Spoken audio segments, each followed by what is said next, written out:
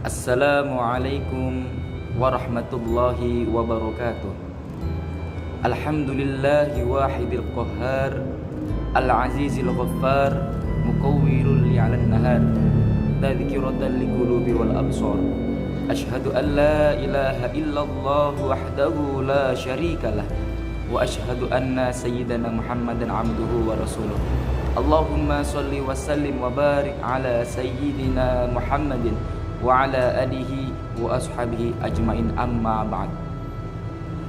Bapak Ibu guru Dewan Majelis Guru yang kami hormati, siswa-siswi SMA Negeri 9 Malang, dan pemirsa yang budiman.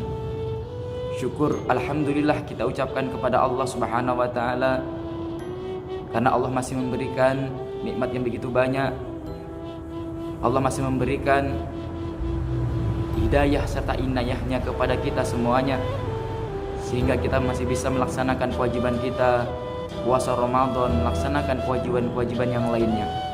Shalawat dan salam kita ucapkan pada baginda Nabi besar Muhammad sallallahu alaihi wasallam dengan ucapan Allahumma shalli wa sallim ala sayyidina Muhammad wa ala sayyidina Muhammad. Karena hanya berbekal sholawat kepada beliau, kemudian kita menjalankan sunnah-sunnahnya, yang kita harapkan hanyalah pertolongan dari Nabi Muhammad, syafaatnya ketika di hari akhir nanti.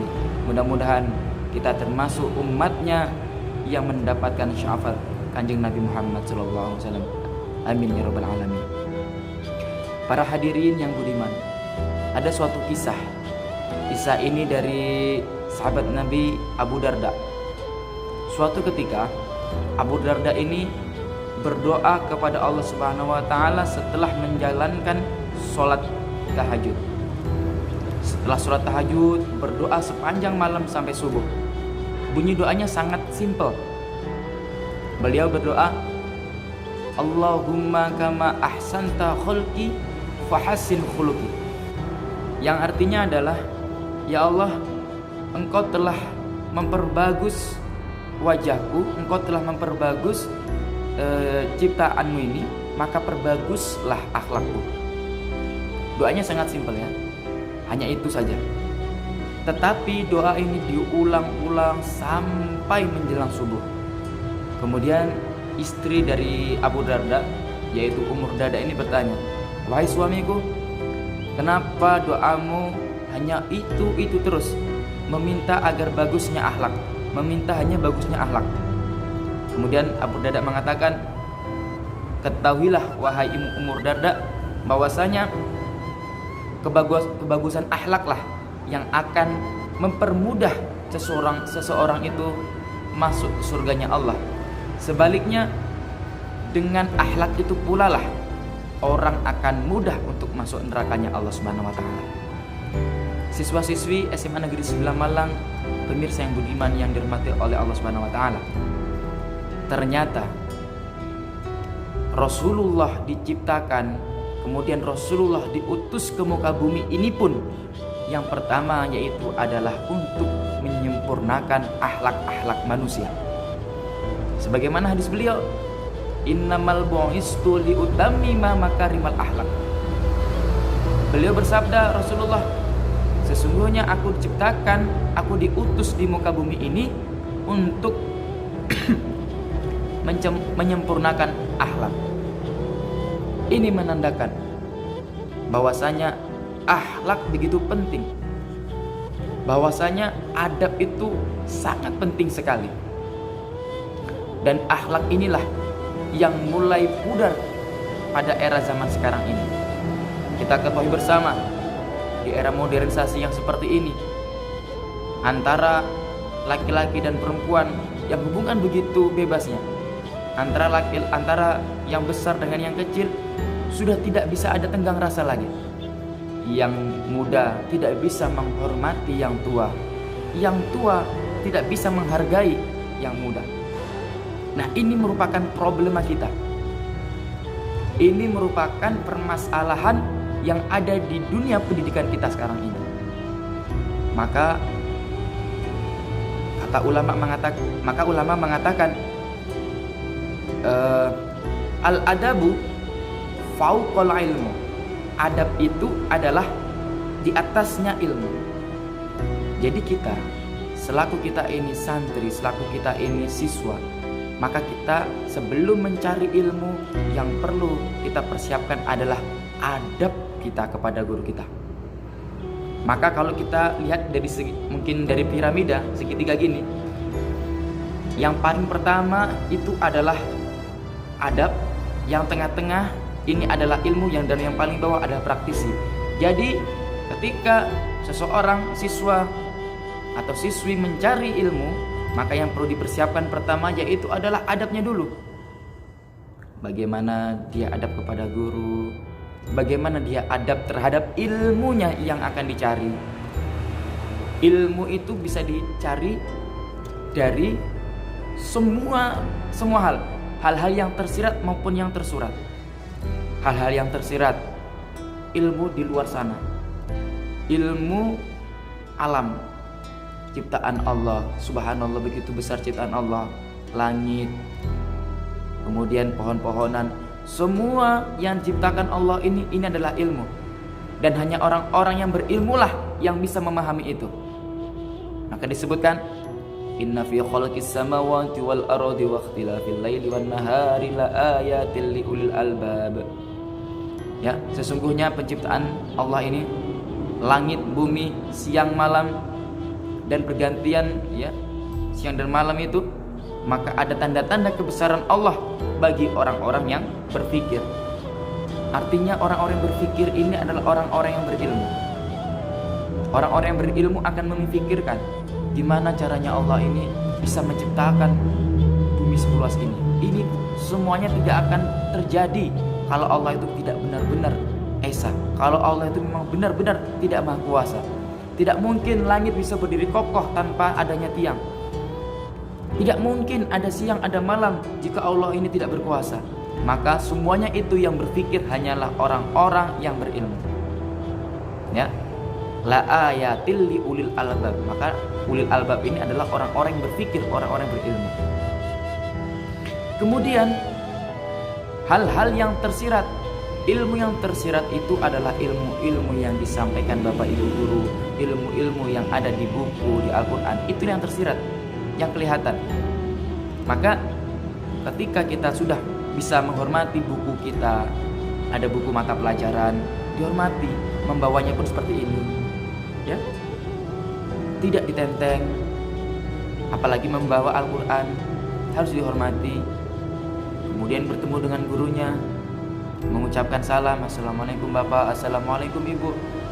Kemudian kalau ada gurunya duduk di depannya, nunduk, nyuwun sewu. Ini semuanya adalah adab. Yang adab-adab ini sudah mulai luntur, sudah mulai hilang di kalangan pendidikan pada zaman sekarang ini. Anak-anakku yang dirahmati oleh Allah Subhanahu wa taala, setelah kita mempunyai adab inilah, setelah kita mempunyai akhlak inilah, maka yang kedua barulah kita mencari ilmu. Dan ilmu itu akan mudah masuk dalam diri kita. Nah, inilah yang sebenarnya perlu kita tegaskan kembali dan perlu kita pikirkan secara bersama. Kenapa selama ini kita itu sulit dalam mencari ilmu? Kenapa selama ini materi yang disampaikan Bapak Ibu guru itu sulit bisa merasuk dalam diri kita? Atau mungkin bahkan tidak sampai masuk telinga kanan keluar telinga kiri, tapi bahkan sampai mental. Ini bukti bahwasanya mungkin ada yang salah dalam diri kita. Mungkin kita kurang bisa menghormati kepada guru kita. Mungkin kita tidak bisa menghargai buku-buku ilmu yang akan kita serap ilmunya itu. Mungkin kita masih mempunyai akhlak yang kurang baik terhadap orang lain. Ya, bahkan ketika kita seorang muslim, ketika kita tidur pun dosa-dosa kita bisa diampuni oleh Allah Subhanahu wa taala. Dengan apa caranya? Dengan akhlak yang baik. Lah kok bisa? Abu Darda mengatakan, ketika seseorang itu berakhlak baik, antara si A dengan si B berakhlak baik, kemudian menjalin hubungan yang baik. Suatu ketika si A ini bangun tidur malam, kemudian ketika tidur dia mengingat saudaranya ini, didoakan saudaranya supaya diampuni dosa-dosanya si B. Kemudian juga dengan si B, ketika dia bangun malam tahajud, berdoa kepada Allah, bermunajat kepada Allah supaya diampuni dosa-dosanya dan dosa saudaranya, dosa temannya, maka kedua dosa saudara ini, kedua teman ini akan diampuni dosanya oleh Allah Subhanahu wa taala. Ini bibarokatil akhlak, dengan berkahnya akhlak. Dan akhlak yang baik inilah, akhlakul karimah inilah yang dimiliki oleh Rasulullah sallallahu alaihi wasallam. Maka kita harus benar-benar mencontoh Nabi Muhammad itu, baik dari segi akhlaknya, baik dari segi tutur katanya, maupun dari segi semuanya yang ada pada diri Rasulullah sallallahu alaihi wasallam. Oleh sebab itu anak-anakku, mari mulai saat ini kita perbaiki akhlak kita. Bagaimana akhlak kita kepada teman kita? Bagaimana hubungan kita kepada guru kita? Bagaimana hubungan kita kepada orang tua kita? Jangan sampai hubungan kepada teman kurang baik, hubungan kepada orang tua juga tidak baik, hubungan kepada guru lebih tidak baik. Na'udzubillahi min zalik. Jika hubungan kepada guru tidak baik, kepada teman tidak baik, kepada orang tua tidak baik, maka hubungan secara horizontal sudah terputus. Kalau sampai hubungan horizontal sudah terputus, bisa jadi hubungan secara vertikal, hubungan kepada Allah Subhanahu wa taala juga akan terputus. Maka hidup di dunia ini harus mempunyai dua hubungan. Yang pertama, hubungan horizontal, hubungan antara sesama manusia, sesama makhluk, dan juga hubungan secara vertikal ke atas, yaitu hubungan antara makhluk dengan sang Khalik.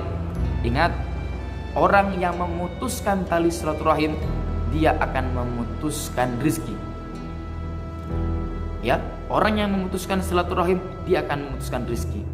Dan di bulan suci Ramadan ini adalah momentum yang paling baik buat kita, supaya kita memperbaiki akhlak kita, hubungan kita kepada manusia, hubungan kita kepada Allah Subhanahu wa taala.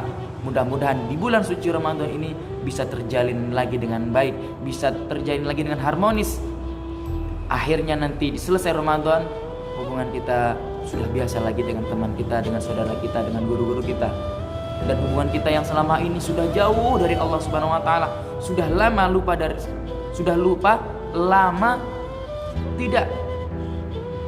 tidak menghadap kepada Allah, maka kita perbaiki. Kita perbaiki di bulan suci Ramadan ini dengan sholat, menjalankan kewajiban, menjalankan sunnah, kemudian kita sering-sering tadarus Al-Quran. Itu yang mungkin dapat kami sampaikan. Mudah-mudahan ada manfaatnya bagi diri kami secara pribadi dan juga kepada seluruh siswa-siswi SMA Negeri 9 Malang dan juga pada para pemirsa. Ihdinas siratal mustaqim, wallahu muwaffiq ila aqwamit thoriq. Assalamualaikum warahmatullahi wabarakatuh.